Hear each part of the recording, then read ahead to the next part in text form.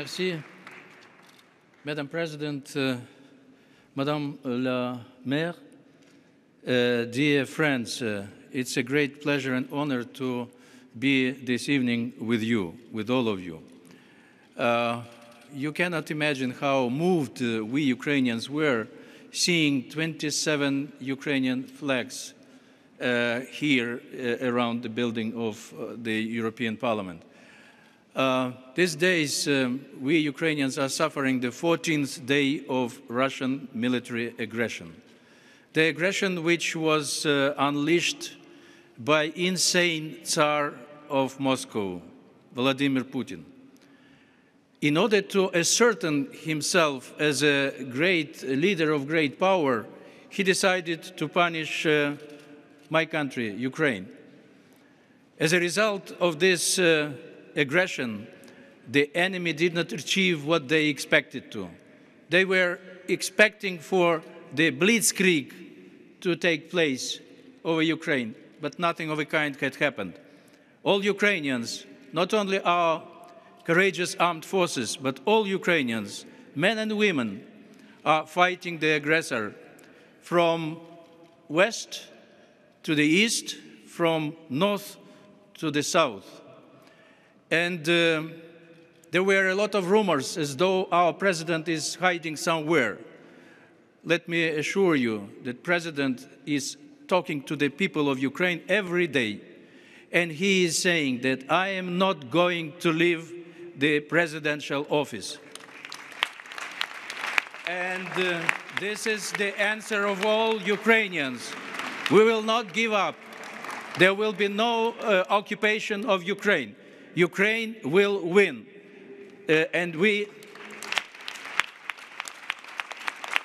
And our courageous people in the armed forces, they are proving that they are strong and they will not allow the enemy to occupy our land.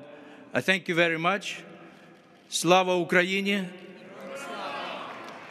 І Україна, прийде час, думаю, скоро стане також членом Європейського Союзу і будуть наші депутати засідати тут, в стінах Європейського парламенту.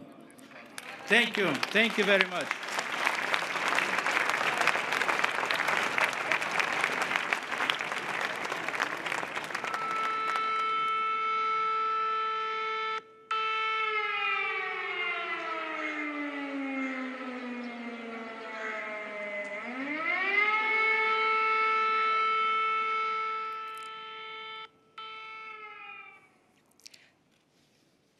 Dear President, dear Mayor, Excellencies, my name is Maria Mezentseva, and this is how our morning at 5 a.m. exactly 2 weeks ago started in the capital of Ukraine and many other cities across our country.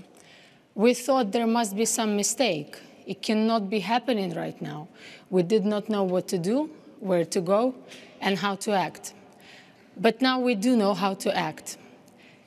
Even a small child of 1 year old knows how to act, as well as her or his parents. We understood that this is it. This is a battle for life, a battle for freedom, and a battle not only of the subcontinent of Europe, but of all of the world. Ukraine is suffering today, but we don't cry, we don't feel the pain.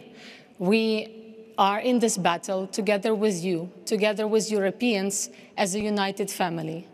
I want to address you now in emotions which every Ukrainian is feeling when there is no baby food in the basement and you have to melt snow in Mariupol to feed your child.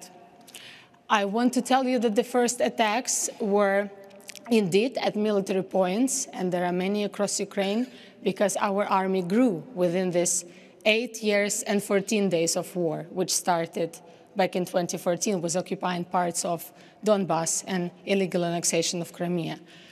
But today, of course, we also highly appreciate the fact that you are engaging in this war.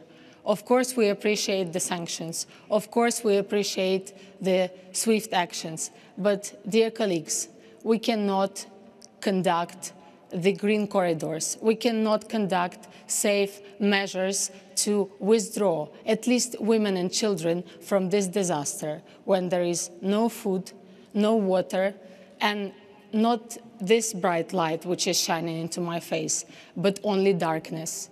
For days, for already weeks for some people, they cannot reach out their beloved ones. And when the phone is buzzing, they highly hope it's someone from their family. And we treat, "Hello, how are you?" as "I love you." These days are very crucial for us because, as the ambassador said, the blitzkrieg did not happen. And I'm sure Ukraine will win, together with all of you. We call on support of our future possible membership. And thank you for the resolution which were being voted. Thank you for today's address on embargo of oil and gas from Russia, which are financing Russian tanks. And it cost millions of euros, each and every one. These tanks are being stopped with no guns, with Ukrainian people in the villages holding the flags you are holding right now, and just by singing the anthem of Ukraine. Dear colleagues, when I was here as stagiaire 10 years ago, I never imagined I would be talking and addressing you on this matter. But I'm sure with your help, we will all win for peace, for security, and for the new Europe of freedom, without dictators like Putin. Thank you very much from all the people of Ukraine.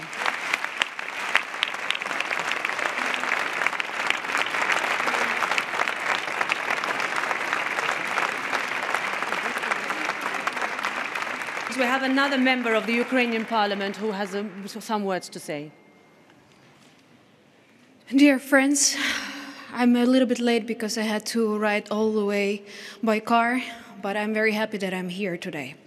Because I believe that our Ukrainian heart that is here is the heart of Europe right now. It's the heart of that peace that we all need, but unfortunately we don't have. 2 weeks ago, we all woke up from the terrible explosion and from the words, "the war has started." And since then, the life is completely different. And every day, I hear stories, I know how many homes are ruined, how many people fled their flats, apartments. They are not able to see their loved ones. There are explosions even in a cultural site. There are explosions even in a Holocaust memorial in Babi Yar. Heartbreaking stories of those who cannot see their families anymore. There are thousands of stories like that. And this is all because there is someone who wants to invade our humanity, our love for our freedom, and our dignity. In our anthem we just heard, we sing that we will put our soul and our heart for our freedom. And it takes so many tears that it really comes to the real life, that we lose lives right now to protect our freedom. But I want to ask all of you, we still remember some lessons from the Second World War when we say never again. But in Ukraine right now, we are screaming from that pain and from that tragedy, and we are screaming to all the world, let's do something all together that we will see that never again. Never that tears, never that lost lives. And we can do it all together. But it should come right now. It should come in the right time. It shouldn't come late. The West and all the world needs to act right now to protect Ukraine, to protect Europe, and to protect humanity. And I'm sure that this place is the right place where we can think finally what we need to do today, not tomorrow, because unfortunately we may not have time till tomorrow, because every day we are losing lives. Please, never again, let's do something together. Let's do it for our peace, because we deserve, all of us, to be happy and to have that peace. Thank you.